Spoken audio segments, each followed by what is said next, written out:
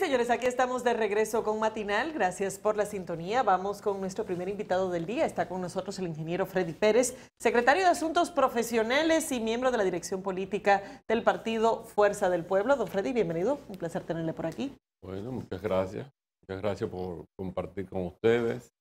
Esta mañana que me estoy fijando por la panorámica de este programa que siempre me llama la atención cuando vengo, que está amaneciendo tarde. Son las 7:00 y todavía se ve oscuro. Oscureciendo temprano. Todavía. Exacto. Eso cambia rápido. Ya a las 6 de la tarde de noche. Exacto. Las noches son más largas. Estamos, Y el día más corto. y por eso es que hasta el 21 de marzo estamos en invierno. este invierno con ese... Sí. Pero ¿cómo usted ve? ¿Lo ve oscuro o lo ve claro? La situación de la Fuerza del Pueblo, su crecimiento, usted que es del área de los profesionales. Sí, la vemos claro oscuro.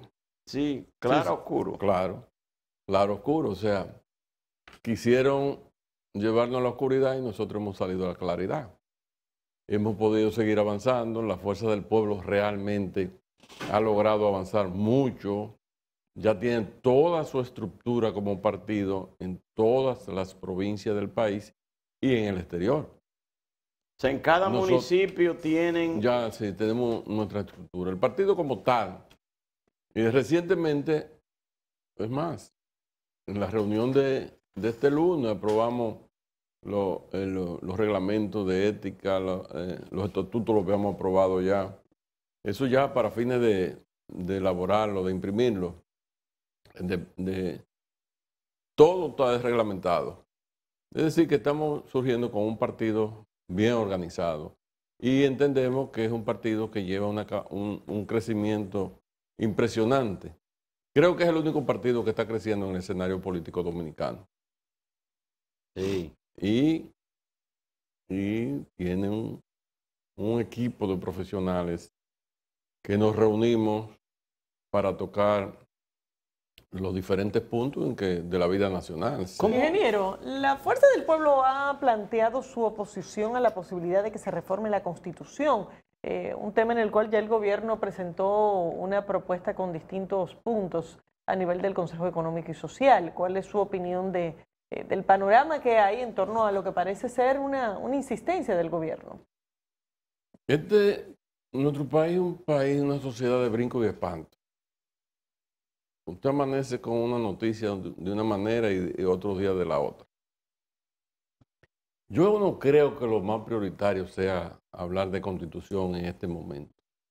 Yo creo que el gobierno juega a la inteligencia del pueblo dominicano. Aquí el problema está que nos hemos sentado en la Fuerza del Pueblo con sus técnicos a ver cómo se puede enfrentar y cómo se puede plantear soluciones a los verdaderos problemas que tenemos en este momento, que son de salud, de educación, de empleo, de la carestía de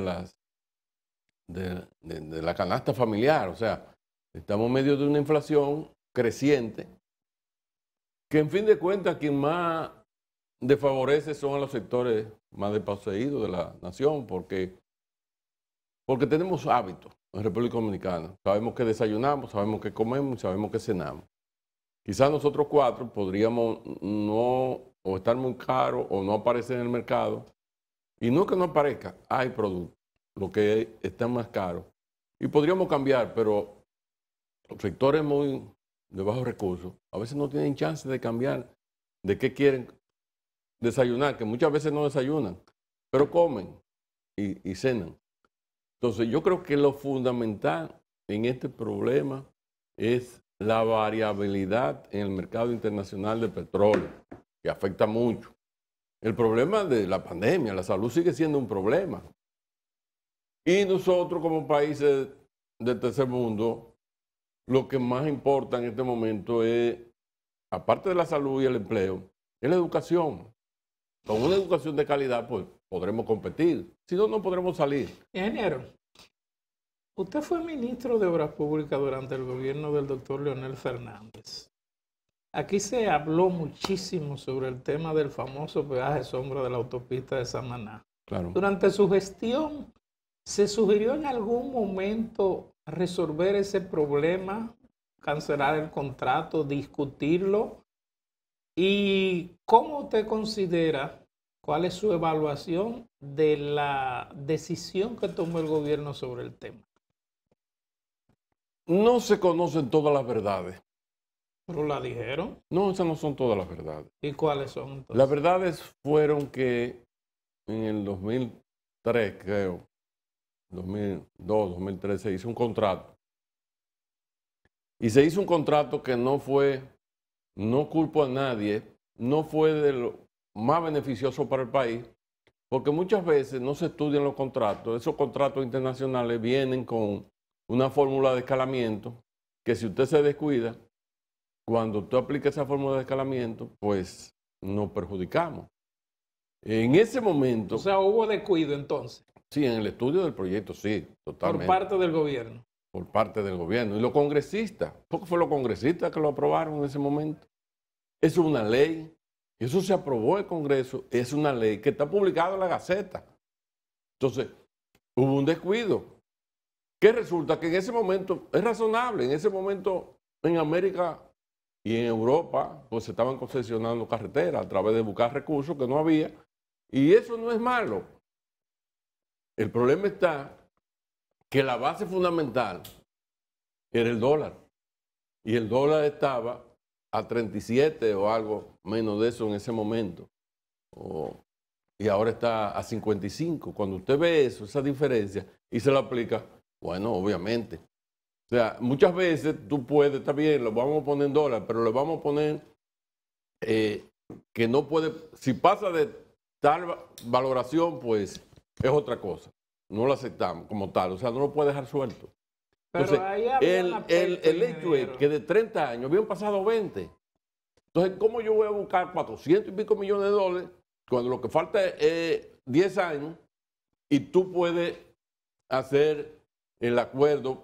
Yo personalmente, que lo tengo, le dejé el camino, preparé el camino para cuando el gobierno quisiera, porque cuando lo vi, que es una ley, no puedo hacer nada, le dejé el camino para cuando la ley se quisiera, el gobierno se quisiera sentar con los contratistas, porque es un asunto internacional, usted no puede venir y que lo va a ocupar, porque eso no afecta internacionalmente.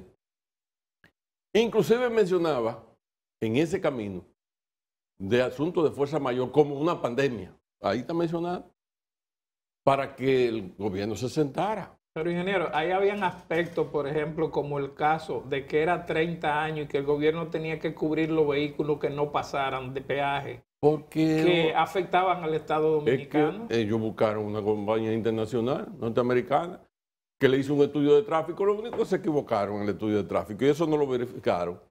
Usted no puede comparar un estudio de tráfico de una carretera como la autopista Duarte en ese momento pensando que usted va a convertir.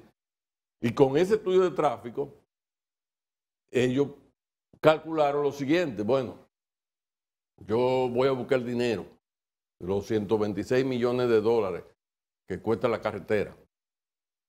Si no pasa el tráfico que nosotros hemos calculado, entonces el gobierno tiene que hacerse responsable. Eso no es malo de por sí, depende de lo que el gobierno, porque hay muchísimas concesiones en el mundo entero.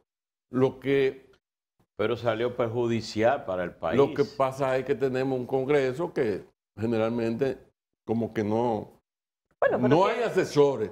Miren, pero quien manda, miren, en el quien manda los Congreso... contratos al Congreso es el Poder Ejecutivo. Y quien Sí. los negocia y los firma. Sí, lo que pasa es que me he dado cuenta, quizás antes era diferente, que los congresistas tienen que, o el Congreso tiene que tener asesores de verdad. No diga que te voy a nombrar asesor para tener un sueldo, no, asesores de verdad, de que lo que reciben del Estado. Porque a veces el consultor jurídico del gobierno, que pasó por su mano, no me recuerdo quién era en ese momento, pues lo debió estudiar a fondo, pero no es un asunto legal solamente, es un problema de estructura ingenieril, de costo, que hay que sentarse. Una fórmula de escalamiento tiene tantos factores, dice, por ejemplo, un índice, utilizando un índice del consumidor. Óyeme, Esto no es un producto de mercancía que varía todos los días, esto no es un plátano. El índice al consumo, ¿no? ¿Verdad? Úsame el índice, otro índice que tenga que ver con el uso de carretera, con cualquier otro índice que no sea ese. Entonces hay factores en esa fórmula de escalamiento que no nos favorecían. Pero ese modelo de alianza público-privada sigue siendo el modelo que aparentemente se va a implementar con algunas obras. ¿Tenemos ya los suficientes controles para evitar que esto suceda de nuevo? No lo tenemos porque los congresistas dijeron recientemente que aprobaron algo sin leerlo. Todos. Todos. Pero la responsabilidad no es solo de los congresistas. No es culpamos a nadie, pero no lo culpamos como tal. Es un asunto de confianza. Ellos confiaron que había una delegación a un equipo de análisis que dijo que esta cosa era así y lo aprobaron. Pero la inversión pública-privada, que es vieja, ¿no es verdad? Los fideicomisos. Se ha puesto de moda aquí, pero eso es viejísimo. Más bien se hizo en el sector inmobiliario.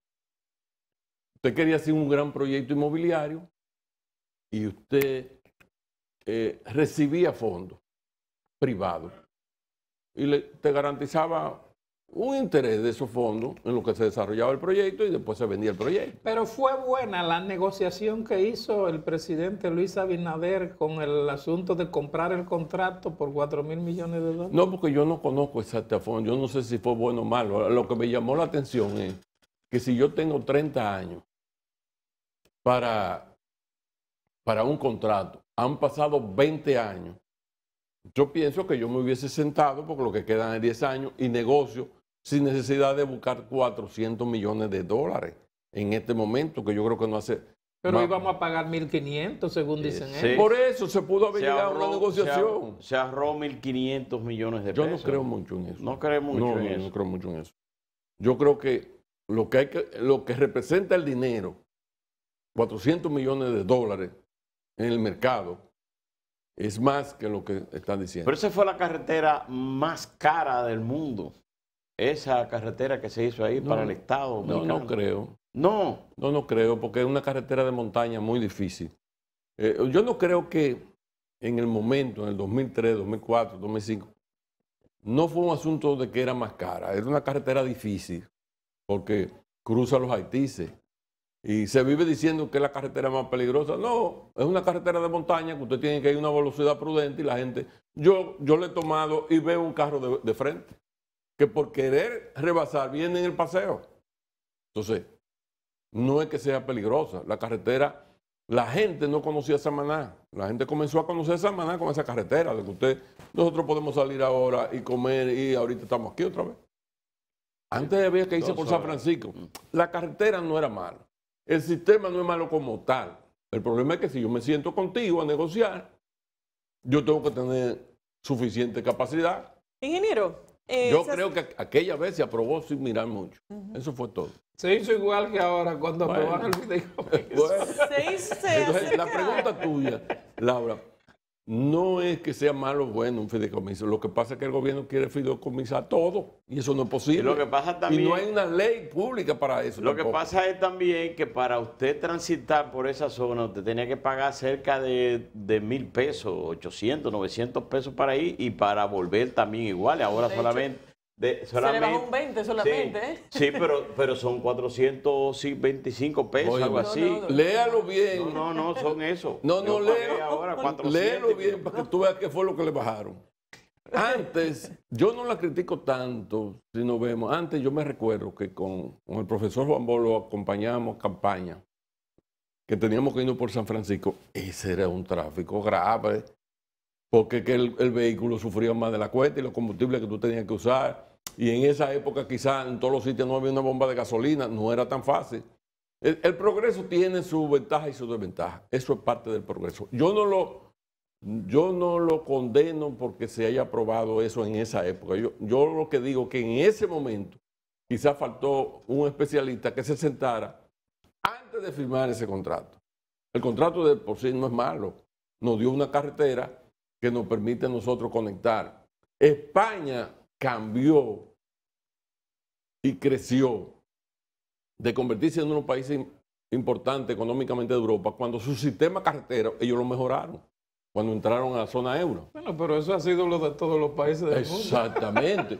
Entonces nosotros necesitamos, nosotros ahora en República Dominicana, con el tiempo, hemos habiendo nuevas carreteras, mejorando carreteras, estamos más comunicados. Es más, esta 3/4 parte de la isla está bastante comunicada. Yo la conozco entera, y yo le puedo decir que hay que ser de cuidado en algunas carreteras, pero en sentido general, la única mala que no entiendo cómo en todo este gobierno, incluyendo que lo íbamos a hacer, y yo pensaba mejorarla, pero en el momento, porque es costoso, es la internacional. Ingeniero, que yo sé que tú conoces bien. se acerca el 27 de febrero. ¿Cuál tiene ya la Fuerza del Pueblo una evaluación en materia de qué ha avanzado el gobierno en obras públicas durante este último año? Bueno, nosotros siempre nos sentamos a evaluar las cosas y las promesas para ver las posibilidades. O sea, el gobierno ha prometido muchas cosas y se ha hecho pocas cosas. Las razones, bueno, hay múltiples razones. Yo no voy a entrar en esas consideraciones. Creo que el gobierno tiene muy pocas cosas que presentar, pero muy poquitas cosas en infraestructura. Es posible que tenga en otros sectores mucho que mostrar. Pero lo que yo como ingeniero, que conozco el país, que me ha tocado dirigir 3 instituciones importantes, le digo que hay poquísimas cosas. Pero en cada provincia se han prometido muchas. Sí, pero no se han hecho. Pero ustedes pueden ir a verlas. Pero están en construcción muchas de esas obras. No. De inicio, cuando comienza un gobierno, en el periodo de transición, el gobierno que sale deja muchas obras y el gobierno que entra en el periodo de transición con su equipo tiene que prepararse para arrancar de una vez. Eso no es de que Freddy, 2 años después, porque no la hace. ¿Y no se ha arrancado de una vez? No. Hay muchas promesas que todavía ni siquiera han arrancado. Freddy, en el caso de la Fuerza del Pueblo, se observa para muchos una oposición radical al gobierno y se piensa que es una forma de guardar distancia, como llegaron aliados en algunos puntos como para senadores, algunos diputados, guardando distancia con el gobierno. Entonces ha comenzado apenas a 2 años de las elecciones. El país experimentó una cosa que no era nueva, pero se notó más que nunca. Eso ya no va a cambiar. Aparecerán senadores que recibirán el apoyo de los 3 partidos mayoritarios, aparecerán diputados, aparecerán síndicos. Eso no va a cambiar. Pero no hay oposición radical. No hay oposición radical, no. Bueno. Pero en las próximas elecciones ustedes van a ver que va a aparecer candidato, en una provincia, que reciben el apoyo de los 3 partidos para ser senador o para síndico, porque no hay cosa más cerca de una población que el síndico. El presidente comunitario de la comunidad, valga la redundancia, es el alcalde. Entonces, hay alcaldes que recibirán el apoyo por su trayectoria, porque la población así lo quiere. Eso ya no va a cambiar. Y considero que así como llegó el presidente Abinader, que recibió el apoyo de una cantidad impresionante que no es PRMista, esa cantidad de votos que Balaguer le decía que la masa silente, pero en este caso ya no son tan silentes porque ha cambiado. Es la que va a decidir quién es que va a ser presidente. Y nosotros estamos trabajando porque creemos que el próximo presidente será Leonel Fernández. ¿Procede la modificación del 50+1? Ninguno. Ingeniero, ¿procede la modificación del 50+1 en la Constitución? Bajarlo al 45. No, hombre, eso está muy bien. Recuérdese que fue en época del doctor Peña Gómez, que el mismo partido le dijo, te dejaste engañar.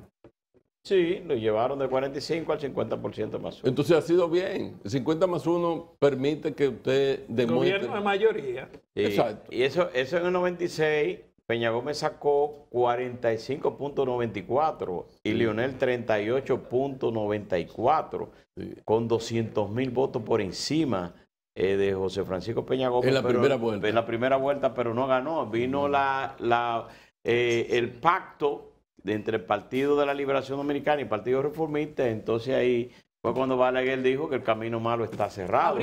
¿Habría segunda vuelta en el 2024? Yo creo que sí. Yo creo que sí.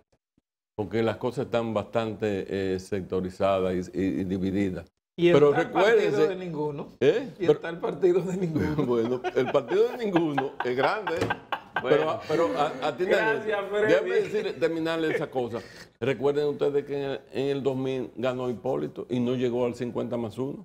Sí, pero llegó al 49.85. Y hubo que aceptarlo. Sí. Pero no lo llegó. Porque Danilo no recibió el apoyo de Balaguer, que quedó en tercer lugar, y entonces renunció a participar en unas segundas elecciones para dar la legalidad para que se mantuviera o se proclamara a Hipólito ganador. Claro. Nosotros no estábamos de acuerdo en ese momento. Bueno, gracias, muchas gracias. Freddy Pérez. Muchas gracias. Gracias por su Señores, despedimos al ingeniero Freddy Pérez, secretario de Asuntos Profesionales y miembro de la Dirección Política de la Fuerza del Pueblo. Vamos a una pausa, ya volvemos.